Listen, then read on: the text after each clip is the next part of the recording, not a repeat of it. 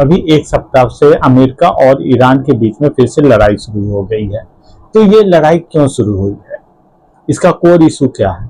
तो इसको जानने के लिए आपको नवंबर के मंथ को याद करना होगा। नवंबर में अमेरिका ने अपना एक नेशनल सिक्योरिटी स्ट्रेटेजी पेपर निकाला था कि अमेरिका को अपने सिक्योरिटी के लिए क्या क्या करना है।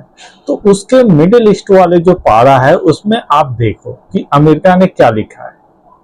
तो अमेरिका ने इसमें ये लिखा है, America will always have core interest in ensuring that Gulf energy supply do not fall into the hands of an outright enemy। अब यहाँ outright enemy कौन है? outright enemy अमेरिका ने मिडिल ईस्ट में ईरान को बताया है।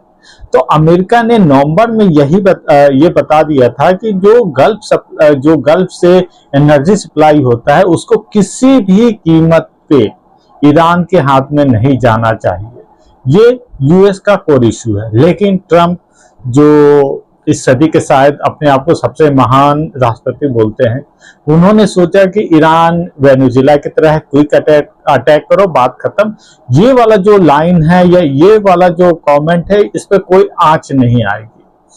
अमेरिका को कोई भी गल्फ जो एनर्जी सप्लाई हो रहा है उसको सिक्योर करने में कोई दिक्कत नहीं होगी। ईरान 2-3 दिन या मैक्सिमम 1 वीक में वो गिर जाएगा। दूसरा इसमें क्या है लिखा हुआ है, उसके बाद इसमें लिखा हुआ है that the Strait of Hormuz remain open and that the Red Sea remain navigable। अब यहाँ दूसरे जो लाइन है इसमें लिखा साफ तौर पे है कि जो स्ट्रेट ऑफ हॉर्मुज है वो बिल्कुल ओपन रहना चाहिए और रेड सी भी ओपन रहना चाहिए।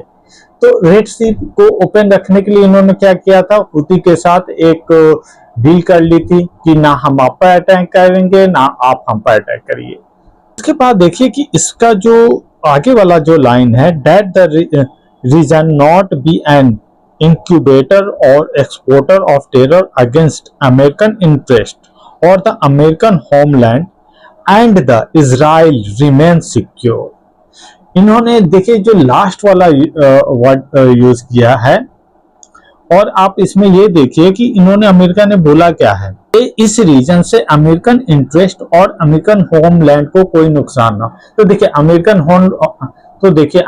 होमलैंड को तो कोई नुकसान यहाँ इस रीजन से डायरेक्ट कुछ है नहीं, क्योंकि ईरान या किसी के पास ऐसे कोई एयरफोर्स या मिसाइल टेक्नोलॉजी नहीं है कि वो डायरेक्ट अमेरिकन होमलैंड पर अटैक कर दे। लेकिन अमेरिकन इंटरेस्ट पे है, बिकॉज अमेरिकन इंटरेस्ट पे ये है कि यहाँ से पेट्रो डॉलर होता है।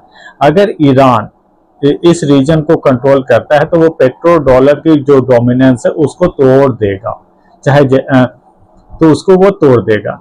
तीसरा क्या लाइन लिखा है उसके बाद इसमें है, and the Israel remain secure. अगर ये रीजन, अगर स्ट्रेट ऑफ हॉर्मुज, अगर रेड सी अमेरिका के हाथ से निकलता है, उसकी इन्फ्लुएंस से निकलता है, उसके कंट्रोल से निकलता है, तो इसका मतलब ये है कि इजराइल सिक्योर नहीं रहेगा। और ये बात कहाँ बोली जा रही है, ये बात आपको अमेरिका और ये बात आपको नेशनल सिक्योरिटी स्ट्रेटेजी में बोली जा रही है। तो ये बहुत इंपॉर्टेंट बात है। यानी स्ट्रेट ऑफ हॉर्मुज सिक्योर नहीं है, रेड सी सिक्योर नहीं है, इसका मतलब इजराइल सिक्योर नहीं है, अमेरिकन इंटरेस्ट सिक्योर नहीं है। और इन दोनों, जब ये दोनों सिक्योर नहीं होंगे तो अमेरिका को ये लगता है कि अमेरिका का जो होमलैंड है वो अनसिक्योर हो जाएगा। इसीलिए अमेरिका ना चाहते हुए भी इस पर खुद लड़ने आ गया। अभी देखिए, अभी के अटैक में इजराइल कोई अटैक नहीं कर रहा, हाँ बैक से कर रहा होगा वो अलग की बात है, लेकिन खुल के सिर्फ अमेरिका ही अभी लड़ रहा है। तो वो इसी वजह से लड़ रहा है। इसमें अगर आप पढ़ोगे ना तो इस जो मिडिल ईस्ट वाला जो सेक्शन है उसमें आपको एक चीज बहुत यूनिक मिलेगी। इसमें हर जगह मिलेगा कि अमेरिका को इजराइल को सिक्योर करना, कहीं ये नहीं मिलेगा कि गल्फ को सिक्योर करना है या उनके अरब एलाई को सिक्योर करना है। ये बहुत इंटरेस्टिंग बात है। अगर आप कभी टाइम मिले तो इसे पूरा पढ़िए, बहुत ज्यादा इसमें इंफॉर्मेशन है।